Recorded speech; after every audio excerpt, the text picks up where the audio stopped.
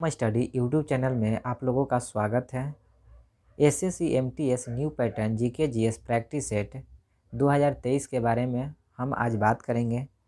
तो चलिए, इसमें किस तरह के प्रश्न पूछे जाएंगे एमटीएस में, एसएससी में, और प्रीवियस ईयर के क्या प्रश्न पूछे गए हैं, वो तो सारे प्रश्नों को हम इसमें इंक्लूड किए हैं। तो आप लोग इस वीडियो में शुरू से अंत तक आप लोग बने रहिए, आपको अच्छे अच्छे जीके जीएस के क्वेश्चन देखने को मिलेंगे। तो चलिए इसकी शुरुआत करते हैं। पहला क्वेश्चन आप लोग देख सकते हैं। पहला जो प्रश्न है आपका कि चापाचर कूट उत्सव भारत के किस राज्य में मनाया जाता है। 4 ऑप्शन दिए गए हैं, मिजोरम, गोवा, झारखंड और केरल। तो इसका राइट आंसर है दोस्तों Mizoram. Mizoram is the right answer. अब मिजोरम के बारे में बात करते हैं। तो मिजोरम के अभी वर्तमान जो सीएम है उनका नाम है जोरमथंगा। जोरमथंगा जो मिजो नेशनल फ्रंट पार्टी के अध्यक्ष थे। और मिजोरम के वर्तमान गवर्नर कंभापति हरि बाबू हैं। और यहाँ जो लोकसभा का सीट है मिजोरम का, वो आपका 1 है। यहाँ लोकसभा का सीट कितना है मिजोरम का? 1 है। और राज्यसभा का सीट भी आपका 1 ही है, याद रखिएगा। अब बात करते हैं कि यहाँ विधानसभा का सीट टोटल कितना है मिजोरम में। तो मिजोरम में विधानसभा का सीट टोटल आपका 40 है। मिजोरम के बारे में और बात करते हैं तो यहाँ पावलकुट त्यौहार मिजोरम में बहुत ही प्रसिद्ध त्यौहार है जो मनाया जाता है। इसे एक अन्य नाम से भी जाना जाता है, जिसे स्ट्रो फेस्टिवल के नाम से भी जाना जाता है। आप लोग याद रखिएगा। मिजोरम का प्रसिद्ध जो नृत्य है वो है चेरोकान। और मिजोरम में अगर पर्वत की बात किया जाए तो लुसाई पहाड़ियाँ, जो मिजो पहाड़ियाँ के नाम से भी जानी जाती है। मिजोरम चावल की खेती के लिए फेमस है। आप लोग ये याद रखिएगा। आइए अगले प्रश्न की ओर चलते हैं। अगला प्रश्न है कि मानव की आहार नाल में विल्ली कहाँ पाई जाती है। छोटी आंत, अग्नाशय, ग्रास नली और आमाशय। तो इसका राइट आंसर है दोस्तों छोटी आंत है। आपकी विल्ली कहाँ पाई जाती है? छोटी आंत में। छोटी आंत की बात किया जाए तो छोटी आंत भोजन के अवशोषण और भोजन के पाचन की प्रक्रिया में शामिल होती है। और ये आमाशय से आरंभ होकर बड़ी आंत पर पूर्ण होती है। छोटी आंत बड़ी आंत से लंबी होती है। और छोटी आंत के 3 भाग होते हैं, डिओडेनम, जेजुनम और इलियम। छोटी आंत के भाग हैं। और छोटी आंत की अगर लंबाई की बात किया जाए तो 6 मीटर इसकी लंबाई होती है, या 20 फीट, याद रखिएगा। चलिए अगले प्रश्न की ओर चलते हैं। अगला प्रश्न है दोस्तों कि युद्ध के नाम और वर्ष निम्नलिखित युगों में से कौन से सही सुमेलित हैं। बक्सर का युद्ध 1764, प्लासी का युद्ध 1757।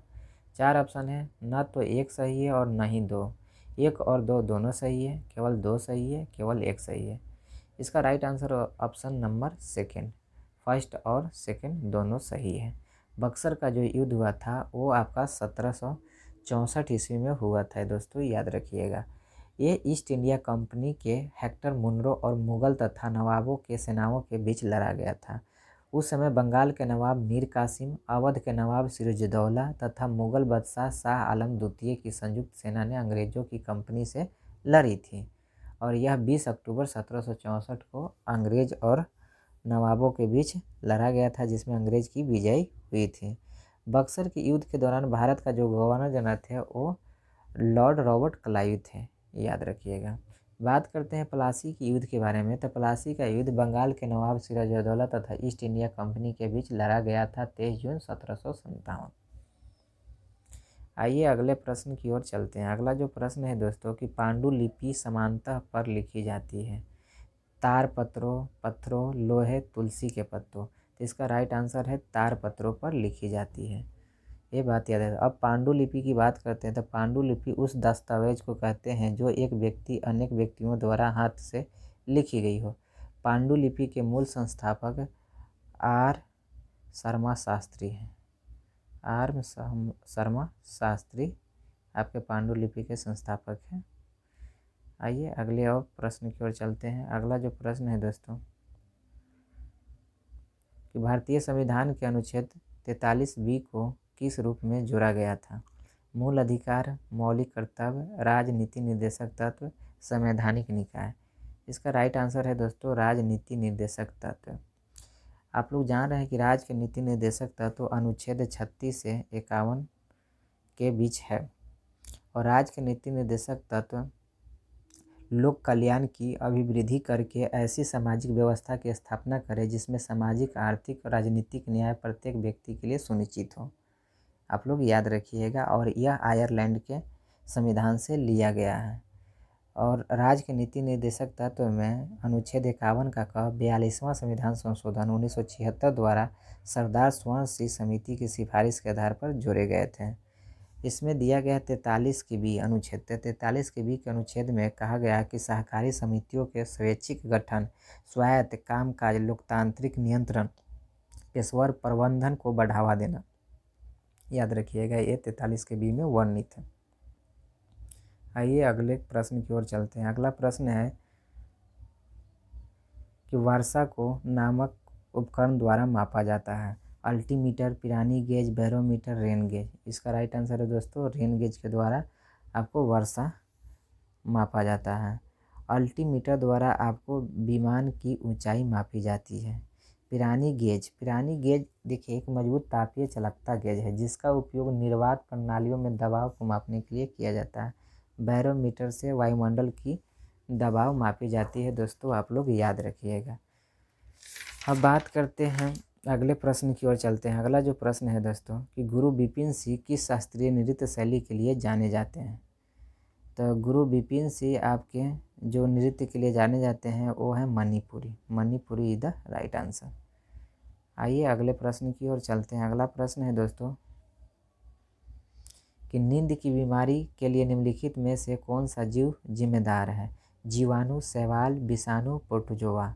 इसका राइट आंसर है ऑप्शन नंबर 4 प्रोटोजोआ। प्रोटोजोआ एक कोशिकीय जीव है और प्रोटोजोआ से होने वाले रोग जो है वो है मलेरिया आपका और कालाजार। मलेरिया और कालाजार आपके प्रोटोजोआ से होता है, याद रखिएगा। आइए अगले प्रश्न की ओर चलते हैं। अगला जो प्रश्न है कि हरिप्रसाद चौरसिया एक वादक हैं। मोडेलिन, गिटार, बांसुरी, शहनाई। तो इसका राइट आंसर है दोस्तों बांसुरी। अब बात करते हैं कि मोडेलिन जो है वो प्रसिद्ध वादक कौन है, तो वो पंडित शिव कुमार शर्मा जी हैं। और शहनाई जो आपके हैं प्रसिद्ध बिस्मिल्लाह खां जो एक मशहूर शहनाई वादक थे और इनका बचपन का नाम कमरुद्दीन खान था। गिटार की बात किया जाए तो गिटार आपके जिमी हेंड्रिक्स इनके लिए व्यक्ति नाम है जो प्रसिद्ध हैं। आइए अगले प्रश्न की ओर चलते हैं। अगला जो प्रश्न है कि खजुराहो के मंदिर और मंदिरों का एक शानदार उदाहरण है नागर शैली का, द्रविड़ शैली का, वेसर शैली का और पूर्वी शैली का। तो इसका राइट आंसर है दोस्तों नागर शैली का। खजुराहो की बात किया जाए तो खजुराहो आपका एमपी माने मध्य प्रदेश के छतरपुर जिला में स्थित है दोस्तों और इसे चंदेल वंश के शासकों ने बनाया था और ये खजुराहो में हिंदू और जैन मंदिर आपके स्थित है। चलिए अगले प्रश्न की ओर आते हैं। अगला प्रश्न है कि किसके द्वारा सरकार रेड लाइट ऑन गाड़ी ऑफ अभियान शुरू किया गया था। पंजाब, हरियाणा, उत्तर प्रदेश, दिल्ली। इसका राइट आंसर है दोस्तों दिल्ली। तो जाइए दिल्ली के बारे में बात करते हैं। दिल्ली के जो वर्तमान मुख्यमंत्री अरविंद केजरीवाल जी हैं और वहाँ के लेफ्टिनेंट गवर्नर विनय कुमार सक्सेना जी हैं।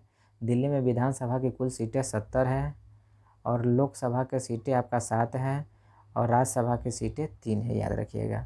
दिल्ली के फिरोज शाह कोटला मैदान को नाम परिवर्तित किया गया और इनका नाम अरुण जेटली स्टेडियम रख दिया गया है, याद रखिएगा। चलिए अगले प्रश्न की ओर आते हैं। अगला प्रश्न है कि भारतीय संविधान में कहा गया है कि कोई भी व्यक्ति भारत के राष्ट्रपति के रूप में चुनाव के लिए तब तक योग्य नहीं होगा जब तक कि उसने वर्ष आयु नहीं कर ली हो। माने भारत के राष्ट्रपति के लिए कितने वर्ष की आयु होनी चाहिए? 25 साल, 40 साल, 45 साल, 43 साल। तो यह होना चाहिए 35 साल, याद रखिएगा। 35 साल is the right answer.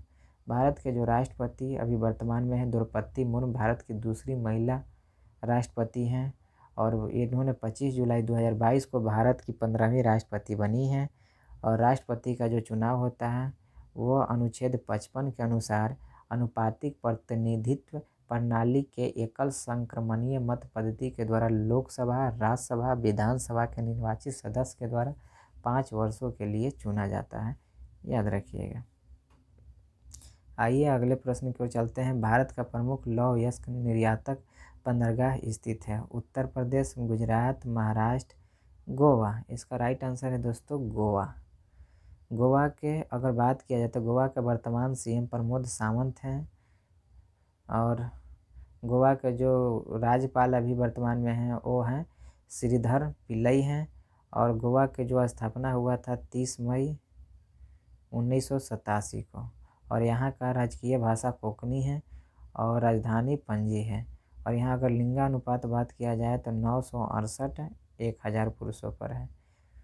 Goa की प्रमुख लोक नृत्य मांडी, झगोर, खोल, टकनी है, और प्रमुख नदियाँ यहाँ के हैं तेरेखेल, मोंडवी और जुआरी। गोवा की जो सीमाएं लगती है वो कर्नाटक और महाराष्ट्र राज्य से लगती है। गोवा की सबसे बड़ा जो नगर है वास्को द गामा है, याद रखिएगा। आइए अगले प्रश्न की ओर चलते हैं। भगत सिंह और बीके दत्त ने किस वर्ष केंद्रीय विधानसभा में बम फेंका था? 1930, 1931, 1928, 1929। चलिए आप लोग भी कमेंट बॉक्स में इसका जवाब दीजिए। चलिए, अगर इसका सही जवाब है दोस्तों ऑप्शन नंबर 4, 1929 है। और जब ये बम फेंके थे तो इनको फांसी की सज़ा आपको दिया गया था 1931 में। 23 मार्च 1931 को इनको फांसी की सज़ा दी गई थी।